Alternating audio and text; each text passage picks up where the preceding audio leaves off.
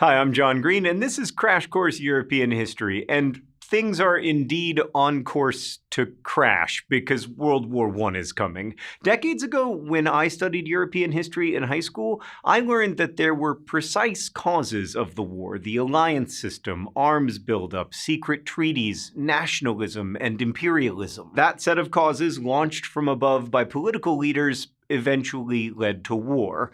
But more recently, historians have started to lay out a much more complex road to war, or even roads to war, namely roads that passed through social and cultural change at the turn of the century, and those changes, which were experienced by millions of people, caused tensions across a broad swath of Europe. People's lives were affected by changing family structures, by paradigm shifts in science, disruption of traditional gender roles, achievement of the vote by working men, and ongoing economic advances.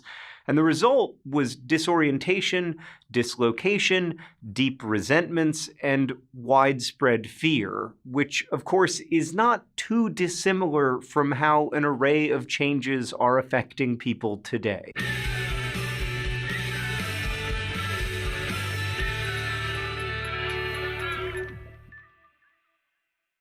Some might even say that pre-war Europe was a battlefield before World War I started. Strikes, which at times grew violent, abounded across Europe, whether at the oil fields of Baku, the farms of Hungary, or the factories of Italy. Assassinations were common, as was everyday violence against Jewish people and other oppressed ethnic minorities. In 1894, Alfred Dreyfus, a Jewish officer in the French army, was tried for espionage, convicted, and imprisoned on Devil's Island. The evidence against Dreyfus turned out to be fabricated, complete with forged signatures. Further evidence of his innocence was that the espionage continued even after his exile. Passions exploded over the case, and anti-Semitism flourished. Families quarreled, and assaults took place around questions of whether Dreyfus had committed these crimes. Newspapers took both sides as violence grew. Then in 1898, famed novelist Émile Zola's article J'accuse exposed trumped-up evidence against Dreyfus and helped build support for him. Dreyfus was eventually pardoned, but facts were not enough to stop the growing hatred and anti-Semitism. Intense divisions within and between communities were growing elsewhere too. Ireland, for one, was on the brink of civil war, with both those opposing British rule and those favoring it establishing independent armies. The distant colonial world was increasingly tense too. Between 1904 and 1908, the German army massacred between 24,000 and 100,000 Herero people who refused to surrender their lands in southwest Africa.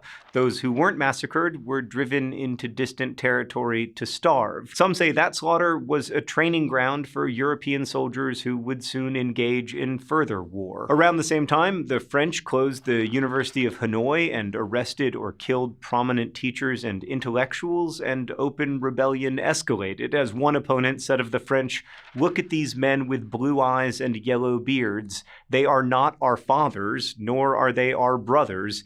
How can they squat here, defecating on our heads?" And the Boers, that is farmers with Dutch heritage, of South Africa likewise rebelled against the British as the 20th century opened. They were only defeated after many civilians, confined to concentration camps, died of disease or starvation. South Asians demanded reform too. They became more militantly anti-British and launched boycotts of British goods. In 1900, a conglomerate of colonial nations massacred Chinese civilians involved in the Boxer Rebellion. Boxer activists had themselves assassinated European and Chinese Christians in an attempt to take back their empire from white invaders. All these events suggest that the world was already at war before 1914, although if you've been following this series, or our other series in history, you'll know that war was often happening. If anything, peace, to whatever extent humans have experienced it, is very much a historical exception. And that's important to remember when thinking about the ultimately disastrous system of alliances that Europe had developed. That system was created by politicians to try to prevent wars, or at least to manage any on the continent.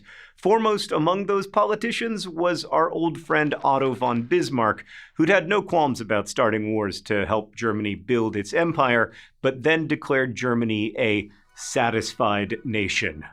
Oh, the adjectives that haunt us. Bismarck wanted peace in Europe, and so he organized an alliance system to that end, binding Germany and Austria in the dual alliance of 1879, then adding Italy to a triple alliance in 1882. He also allied Germany with Russia in the Reinsurance Treaty, another attempt to build coalitions so formidable that large wars would become impossible. But all of that was about to change when William II, aka Kaiser Wilhelm, came to power in Germany.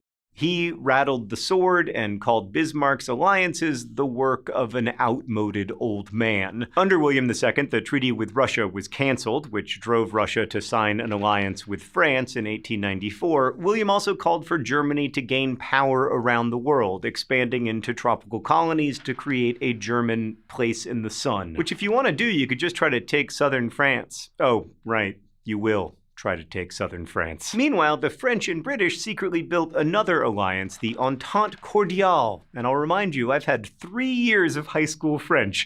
It was based on military cooperation and even shared military plans. The Entente became a triple Entente when Russia and Britain settled their colonial differences in 1907, uniting 3 very different powers. But as they were ententing, Europe's powers were also growing their militaries. Standing armies grew to hundreds of thousands of troops. General staffs demanded larger stockpiles of weapons and got what they wanted. The most costly were the dreadnoughts, or these massive battleships with unprecedented firepower.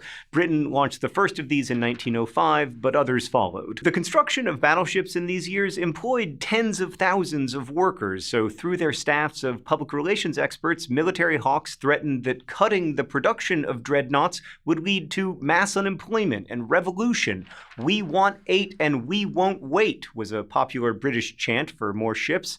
So yeah, America did not invent the military-industrial complex, but we did perfect it. So William II also wanted dreadnoughts because he hoped to win the British over to an alliance of Teutonic peoples, including especially Germans, that together could defeat the Latins, or Gauls, of southern Europe, whom he considered inferior. William was the grandson of Queen Victoria and a staunch Anglophile, much to the dismay of his generals. But rather than taking advice from experts in his government, William used another strategy. He avidly followed press coverage of himself and his regime, using that as a monitor of successful policy. He had tantrums and even months of nervous collapse when he was criticized in the press and elsewhere, creating an atmosphere of turmoil in German policy through erratic militarism. So despite all these attempts to control war through alliances, the early decades of the century were also deadly because of revolution and local wars within Europe.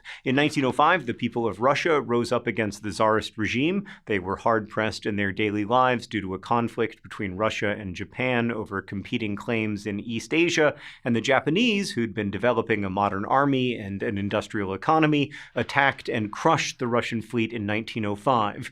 Ordinary people paid the price for these losses and rebelled, but then Tsarist promises of reform, combined with armed force, eventually restored calm and preserved the Romanov grip on power for another decade or so. The Balkans also heated up due in part to secret societies of Balkan peoples that collected arms and organized themselves against the Ottoman and Habsburg empires, and also had amazing facial hair. Everything about that photograph is phenomenal, but the best thing about it is that it vaguely resembles a cheerleading pyramid. Within these secret societies, people moved from safe house to safe house as they built networks of militiamen ready to sabotage, assassinate, and fight the imperial powers in order to gain independence. In the face of such resistance, Turkish nationalists demanded a strengthening of military and administrative institutions in the Ottoman Empire. Finally, in 1908, a group of officers called the Young Turks rebelled in the name of promoting Turkish ethnicity. They ultimately pushed aside the Sultan and replaced him with a pliable brother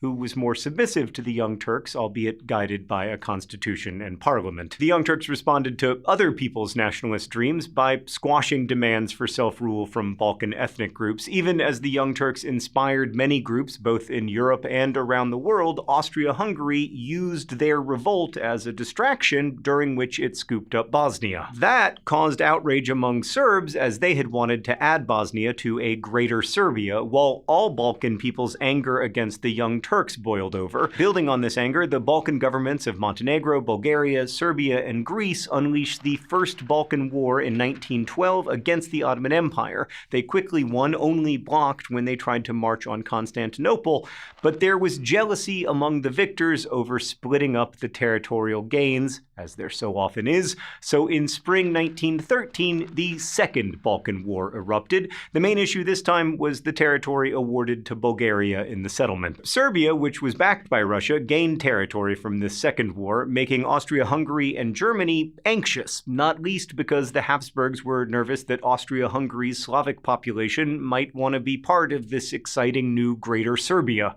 German public relations people swung into action, planting hysterical stories on the growing and lethal threat from Slavs.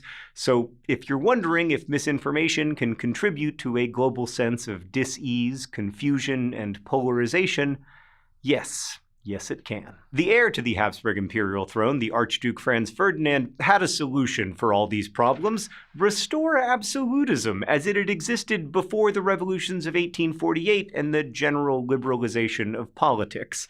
The parliamentary form of government has outlived its usefulness. An advisor to Franz Ferdinand had written as early as 1898, the so-called individual freedoms must be curtailed. Let's go to the thought bubble. In June 1914, a 19-year-old Bosnian bookworm named Gavrilo Princip became one of history's more famous teenagers. Princip thrived on reading Sherlock Holmes mysteries and Sir Walter Scott's heart-pounding stories of heroic medieval knights, and he dreamed of his beloved homeland joining Serbia, and the Habsburgs had blocked that dream by annexing Bosnia in 1908. Princip, along with several friends, decided something had to be done, and when the Archduke Franz Ferdinand and his wife Sophie came to Sarajevo on June 28, 1914, the conspirators saw their chance. The Archduke and his wife were traveling unprotected in a convertible, a perfect assassination opportunity.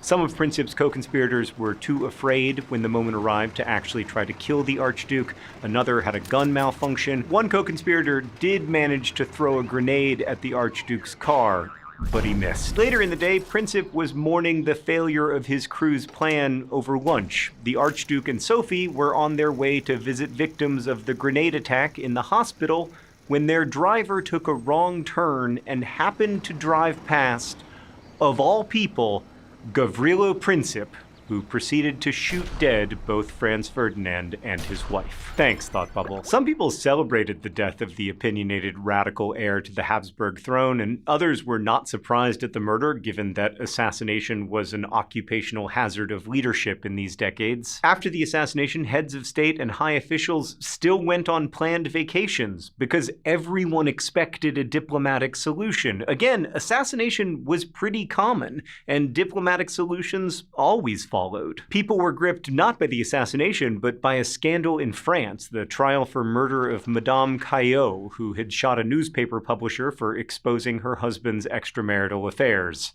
It seems like the wrong guy to shoot. And yet, the European powers moved almost imperceptibly toward war. General staffs and some officials had been planning for it, as we've seen, while competition for empire and the conduct of empire itself were warlike, and overall social and cultural change had made people tense and even violent toward one another. Moreover, wasn't Europe, from Ireland to Russia, simply a violent place where individuals and governments alike were always primed for war? As the chief of the German General Staff put it in 1912, given Europe's track record, quote, "I consider a war to be inevitable, and the sooner the better." We can wonder what might have happened if the Archduke's driver hadn't taken that wrong turn, or we can wonder what might have happened without Europe's particular configuration of alliances, or if militarization hadn't made war seem unavoidable.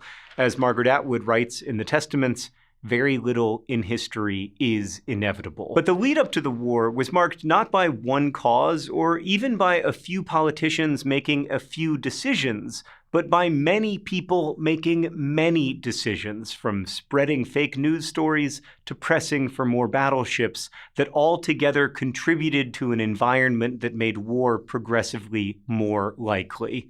In short, it wasn't only the Archduke's driver who made a wrong turn. Thanks for watching. I'll see you next time. Thanks for watching Crash Course, which is filmed here in the Jaden Smith Studios in Indianapolis. And thanks to all of our patrons at patreon.com/crashcourse for making it possible. We've got lots of cool new learning playlists, including one in business entrepreneurship I hope you'll check out. Thank you again for watching, and as they say in my hometown, don't forget to be awesome.